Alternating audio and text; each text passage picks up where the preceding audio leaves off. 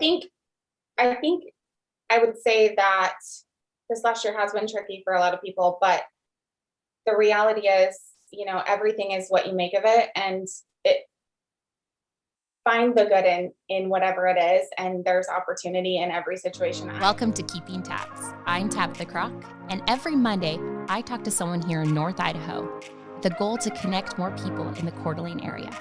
And then every Friday, I talk to someone outside the community to bring in a new perspective and to learn a little bit about yourself.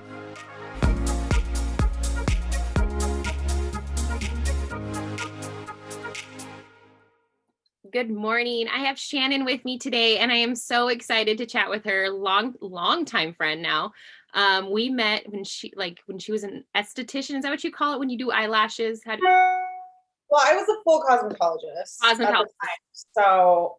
But you did hair too. I almost forgot about that. So you did hair, you did lashes. You're really into all of the things. And then she did a switch to now real estate. And is killing it. Local Idaho girl. Shannon, thank you so much for joining me today. Thank you. Thanks for having me. Of course. So tell us a little bit about yourself and then kind of, what's happening now. What do you want to know? Where do we start? I'm a lot. Where do you want to start? Which thing? Need some direction here.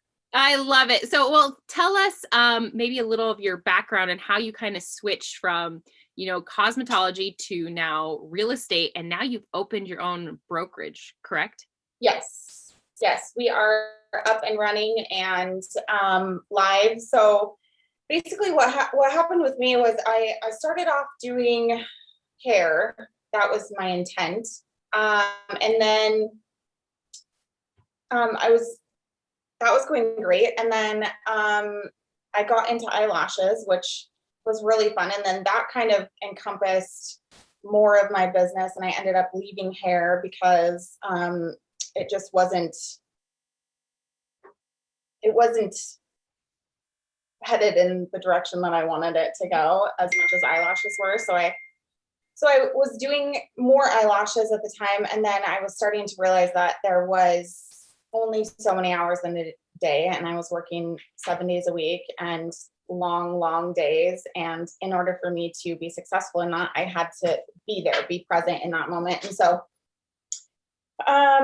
I wanted to live a little bit more deliberately and be able to do what I wanted to be doing with my time while I was able to be financially set. So basically, that's kind of what led me into real estate, is being free to be at the kids' games and be other places while I was working. And so I started that direction, but I was really more focused on investment real estate. And I had no intention to be in the sales side of real estate at all, which is kind of ironic. Because we just opened a brokerage. So I actually fell in love with that side of it too, because I found a way that I could do that without being salesy, because that was my interpretation of that. And I think you can run your business however you want. And so that's kind of how we landed here. Well, and what I'm hearing is that you're a businesswoman. So you go from hair, which is like great money. Like if I could do that, I would, because there's amazing money in that industry. But you're like, hey, I can do more clients. I can make more money in only an hour, 45 minutes. And you can so what I'm seeing is that you're just like kind of like leveling up, and you're like, okay, I can do real estate, but now I want to like be up here and really do real estate and the sales and kind of something on a bigger level. Yeah, absolutely. And I think there was more of something that was really important to me with eyelashes versus hair too, is I felt more connected to my eyelash clients because I was able to see them every couple weeks versus every 6-8 weeks. So I built those relationships where I was like very involved in their life, and I got to see them on a more consistent basis, and we got to those deeper conversations and those deeper relationships. And that was kind of more of what intrigued me about the eyelashes versus the hair. But definitely, I mean, you can get a lot more clients done in a day with eyelashes than you can with hair. Yeah. Sure. So, I mean, with that, so what, I mean, what's the importance of having those relationships? I mean, even from, you know, eyelashes, cosmetology, all of this to now into your real estate. Well, I think it's definitely played a huge part in those. I mean, a lot of my clients have transferred from hair to eyelashes to real estate, and I have the same sphere of people really. And a lot of my real estate clients have been clients at the salon in the past. Mm-hmm. Which is awesome. And then it transfers just so like that you've learned so much from building relationships within, you know, talking to people, but then you meet someone out, there's so many people out there that don't know how to network and don't know how to build a relationship or how to like communicate well. And so I think when you're in a service industry and you go into something like this, it's almost like easy in that way because you've already like had tons of practice. Yeah, I would say that there's a huge part of the business that definitely translates to a very similar relational conversation. And I think that has played a huge part in it. Yeah. So the big question, well, this week we were on Wall Street Journal. Yeah. Everything says Idaho is the most desirable place. Prices are skyrocketing. How do you feel about this? I mean, especially being from North Idaho, but then also being in real estate. How do you feel about this? Like, it's almost like this crazy energy, like people are pissed, but then also like the real estate side, this is exciting too. So how do you feel about something like this?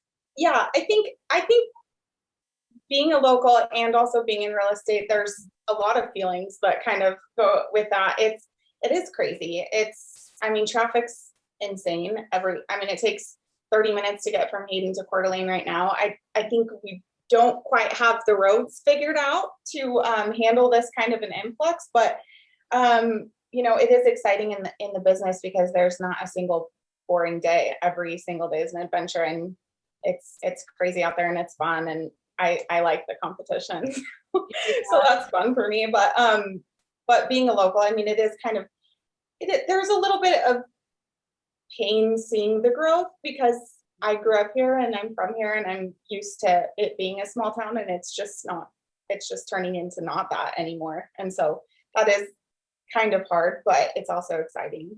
Yeah. And so, I mean, do you have a piece of advice that you could give to someone that's like maybe a local? So this is my friend base is like they're locals, or they were born and raised here, or they've been here since they were 2. What kind of advice can you give to someone maybe trying to invest, whether it's commercial or residential? What kind of advice can you give to someone that's like really struggling and kind of like, how do I like buy?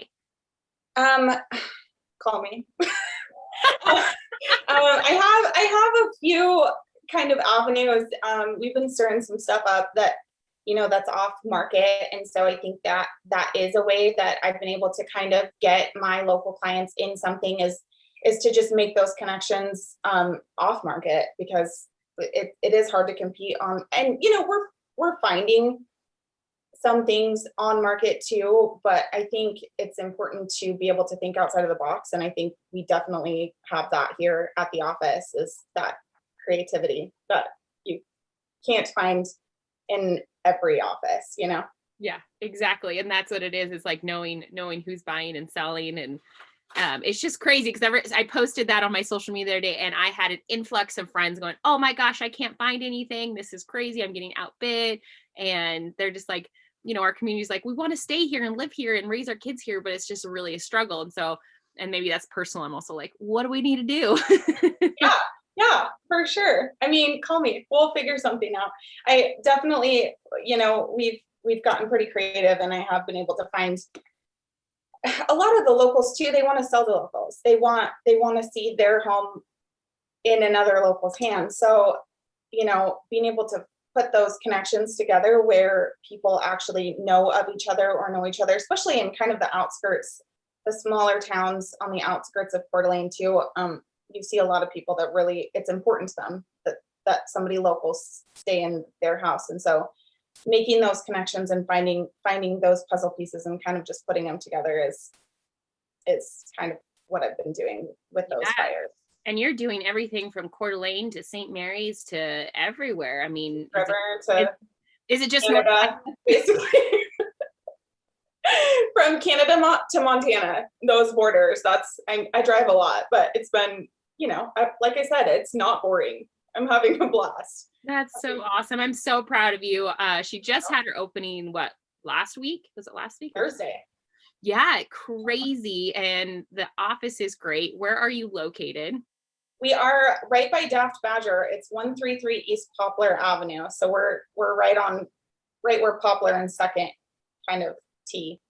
Yeah, it's really fun because you had her opening and we're like, oh, went right over to Daft Badger for drinks. Yeah, it was perfect. Got to do a little bit of. Yeah, so I have a couple fun questions for you. So if you were given a billboard and it could be downtown Coeur d'Alene or like on Northwest or anywhere the busy streets, what would your billboard either have or say on it? I'm really obsessed with my logo that we just made. So, definitely that. I would need like 5 or more minutes to think about what it would say. So, but yeah, thanks for that. But I'm in love with the logo that we came up with. So I've been putting it everywhere. Yeah, on beautiful Lululemon jackets. I was like, I just want for you so I can have one of those cool jackets. Come hang your license over here and we'll get you one. It'll be fun. No, we'll hook you up with one either way. It'll be great. I love you. I just love that.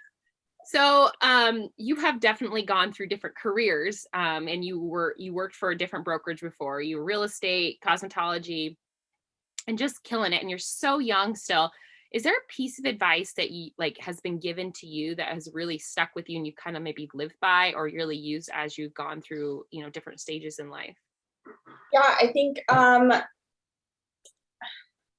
there's a couple of things. I mean, just go for it.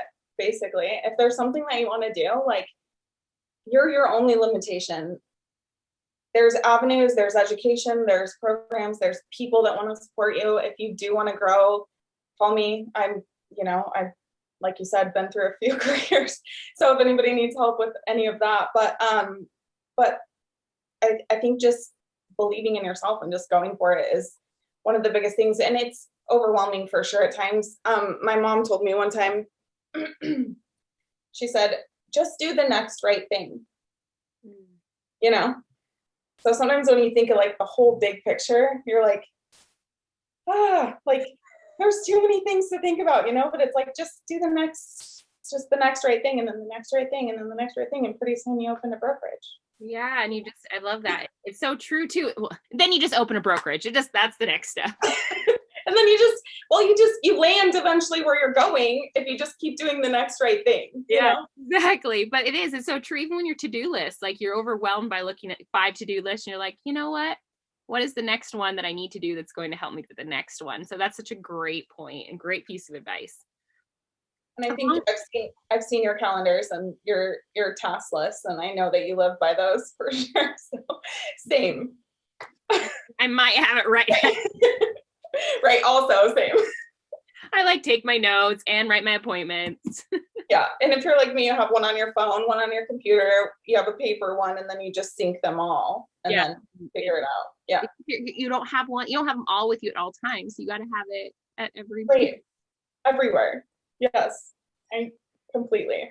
So with that, we just said you went through different careers. It's been crazy. Is there like a life lesson that you have learned kind of the hard way going through these? Oh, so many. I've never really chosen an easy path. That's really not my style. I've done a lot of things backwards for sure, but I can't even pick one. I mean, started at 16, you know what I mean? But I think just knowing that you can figure it out is the most important part. You don't have to know the answer. You just have to know where to find it.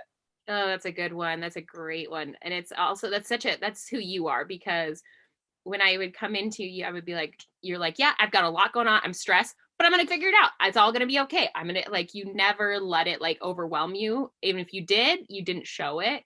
But I'll figure it out. Yeah, I've got 50 things going on, but I'll figure it out. I've got a kid. I've got, lashes, and then I got to go do real estate, and you were doing it all at once. Plus, I think at one point you were like moving or trying to find houses or something. And so I just think that's a huge testament who you are and probably why you have been so successful. Thank you. Yes. Juggling is, yeah, it's part of the daily, I think, but always figure it out. Yeah, I always figure it out. So you're super busy, you're a mom, and you have all these things going on. Is there anything that you do for fun outside of, the real estate business, being a mom? Um, yeah, well, Landon is incredibly active and always has been. He's kind of gotten away from team sports a little bit lately, but he's still, I mean, this weekend we're going up to Christmas Hills and he's going to race the dirt bike race up there, and he's BMX racing now, so he's doing a lot of that, and he's really into the dirt jumps and the YouTube and the teenager stuff, but very outdoorsy, very active. So basically I just spend my free time just chasing him around at whatever he's doing. But yeah, he keeps us really busy. But also, I mean, traveling is a huge passion of mine too, and I've done a lot in the last couple of years, but excited about more for sure. Yeah. And a lot of it was based around like leadership stuff and growing personally and real estate. What keeps you kind of inspired or keeps you motivated to keep going and keep doing these things? I mean, obviously you want your kids to see possibilities. I think that's definitely a huge motivator for me, but I think just to be an example for people that it can be done, Mm-hmm. That's so true too. Oh, so true. So, local girl, what's your favorite go-to restaurant in the North Idaho? My favorite, Mm-hmm. you keep putting me on the spot like this. Usually people are like, it's this. They like have their thing. So there's I really like Bardenay. That's probably my favorite, like drop of a hat place. I already know what I'm ordering. Yeah. It's just, you know what I mean? That's an easy one for me. I'm a big fan of Daft Badger over here now. Spent a lot more time there lately, and just a really cool environment, cool vibe. And then as far as like a fancy place, I would say Wolf Lodge is probably the top. Yeah, because that's like the one that everyone goes to if they want a good steak or a nice date or something. Yeah. So if you could have if you could have dinner with anyone dead or alive, who would it be? Dead or alive?